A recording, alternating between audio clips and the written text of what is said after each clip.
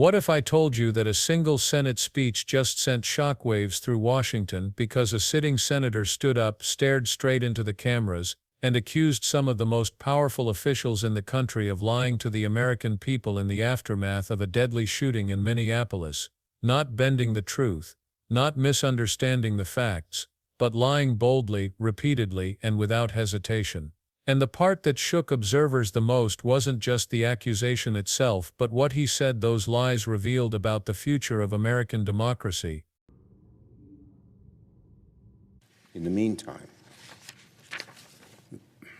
the heads of ICE, CBP, and USCIS should all testify before the Senate as soon as possible. We must not wait for hearings weeks from now. The American people demand truth and accountability right now. I'm glad that Republicans like Senator Paul have said likewise. But we must also be candid. It is bone-chilling that in the aftermath of the killings in Minneapolis, some of the Trump administration's top officials have chosen to blatantly lie to the American people like full-fledged authoritarians. Stephen Miller raced to Twitter to call Alex Pretti a would-be assassin who tried to murder federal law enforcement. If you'd watched the videos of the killing, you'd know this is an outlandish and shocking and totally dishonest, despicable thing to say. Meanwhile, Gregory Bravino, Donald Trump's top Border Patrol officer, also claimed, without a shred of evidence, that Pretti wanted to do maximum damage and massacre law enforcement. And then, of course, there's Kristi Noem. Merely hours after Pretti's death, Noem claimed again, without so much as a morsel of evidence, that he had committed an act of domestic terrorism and wanted to perpetrate violence. You know what the reaction of these Trump officials, too many of them, seems to be when something terrible happens? To lie about it. That's their immediate reaction, not to find the truth, not to express any sympathy to those who are dead, but to lie, lie, lie. It's despicable. It's so un-American. It's so different than what we have seen in so many previous administrations. Lies, all of it, just blatant, sickening lies. And that is what these administration officials almost automatically turn to when there's difficulty and there's trouble. Kristi Noem is a liar. She's vicious. She's also incompetent. Donald Trump must fire her at once before another American is killed under her watch. So I'll say it again. It's bone-chilling that Donald Trump's goons will so eagerly and almost lazily lie right to the public's face. Right to the public's face. And where is the accountability from Donald Trump? He said nothing to call out the nastiness and lies from Noem and Miller. It seems he almost prefers to have serial liars in his administration than honest people. The kind of dishonesty we see from Kristi Noem and Stephen Miller is the bread and butter of authoritarian regimes. And it's dangerous, dangerous territory for our country. When a government tells its people, ignore what your eyes see and forget what your ears hear, just listen to us instead, then for all practical purposes, it's not trying to act like a government in a democracy. This is how dictatorships operate, and we're seeing the signs right in front of us here in America. The right answer, of course, is to meet the lies with truth. Here in the Senate, the American people deserve to hear that truth under oath when Kristi Noem and other administration officials testify as soon as possible. And across America, the people must keep defending the truth. They should keep showing up lawfully and documenting abuses by ICE.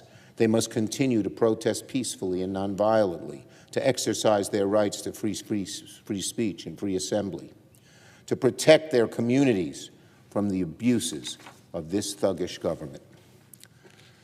It may feel to many like the flame of democracy is flickering into extinction before our eyes and that there's no way to fight back. That is wrong.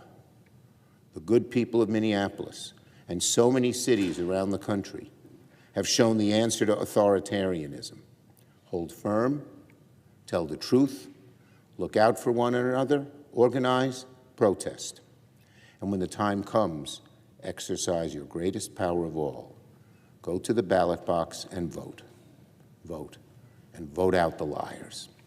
I yield the floor. Because according to him, this wasn't spin, this wasn't politics, this was the kind of behavior that governments use when they want citizens to ignore their own eyes, silence their own judgment, and blindly accept whatever narrative they're fed. And the moment he said it, you could feel the temperature inside the chamber shift. People stopped scrolling their phones. Staffers froze in place. Reporters leaned forward. Because the senator wasn't just questioning decisions, he was sounding an alarm that felt almost impossible to ignore. For the first full minute of his speech, he didn't hold back. He said the country could not afford to wait weeks for hearings or investigations. Leadership from agencies like ICE, CBP, and USCIS needed to testify immediately because the public deserved truth right now, not after talking points were polished, not after political advisors crafted a safer story. He said the people had already watched the footage. They had already heard the contradictory explanations, and they had already felt the shock of seeing a situation unfold in real time that simply didn't match the statements being made about it. That urgency set the tone. He wasn't speaking like someone participating in another routine Washington debate. He was speaking like someone who believed something foundational was at stake, and the longer the truth was delayed, the more dangerous the moment became. But as intense as that opening was, what came next made the room feel even heavier, because the senator started naming names directly, clearly, and without softening his words. He condemned senior voices who rushed online within hours of the shooting to declare motives, intentions, and threats that the video did not show and evidence did not support. He pointed to early statements by high-level figures who described the victim as someone who attempted a violent attack on federal agents. The senator called those claims outlandish, despicable, and shocking, insisting that anyone who had actually watched the video could see that narrative didn't line up. Commentators across the internet echoed the same confusion, with some suggesting, though it remains unverified, that political motives might have played a role in how the story was framed so quickly. And whether or not those theories hold any truth, the senator focused on one key point: these claims were made with no evidence, no patience, and no acknowledgement of the public's right to accurate information. His message was simple: if you are responsible for public safety, you cannot mislead the people you serve. But then he turned his attention to one official in particular, and the tone shifted from frustration to something colder, almost disbelief. He highlighted how, mere hours after the death in Minneapolis, she publicly labeled the incident as an act of domestic terrorism, again without offering a single concrete detail to support such an explosive claim. He described her reaction as vicious, irresponsible, and downright dangerous. According to him, her willingness to make sweeping declarations without facts wasn't just a minor misjudgment, it was a sign of incompetence that put the public at risk. And then he said something that stunned even longtime Senate watchers. He demanded that she be removed from her position immediately.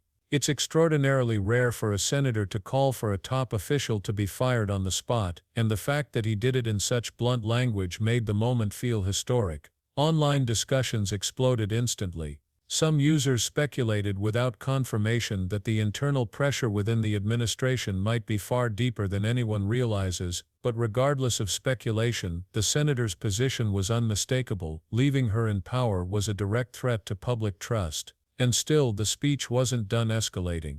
After calling out the early false claims, after demanding accountability, after directly challenging the conduct of top leaders, the senator delivered his most sobering warning yet. He said the pattern of behavior he was seeing, the rush to declare a narrative before evidence existed, the refusal to acknowledge what the public could plainly see, wasn't normal political spin. It was the communication strategy of governments that don't want citizens thinking for themselves. He described it as the first step toward the kind of authoritarianism people read about in history books. He said when a government's message becomes ignore what you saw, ignore what you heard, believe only what we tell you, that is when democracy begins to slip away, not in a sudden collapse, but in a slow, quiet drift that people barely notice until it's too late. And to hear those words spoken on the Senate floor, words suggesting the country itself might be entering dangerous territory, left the entire chamber silent. But even in that silence, the senator made sure the message didn't end in fear. He shifted from warning to action, urging the public to continue documenting encounters with federal agencies, continue exercising their right to protest peacefully, and continue standing up for their communities. He reminded people that transparency doesn't happen because leaders volunteer it. It happens because the public demands it. And he praised those who kept showing up, cameras recording, determined to make sure the truth couldn't be buried by official statements. According to him, the strength of democracy has never come from those in power, it has always come from ordinary people refusing to accept lies. And while he acknowledged that many Americans feel exhausted, frightened, or hopeless after watching events like the Minneapolis shooting unfold, he insisted that hopelessness is exactly what systems built on misinformation want people to feel. If people stop fighting, stop questioning, stop paying attention, then the narrative becomes whatever officials choose to say it is. That's why he ended his speech not with anger but with a challenge. He urged people to keep speaking out, keep documenting, keep organizing, and when the moment arrives, use the most powerful tool they have, their vote.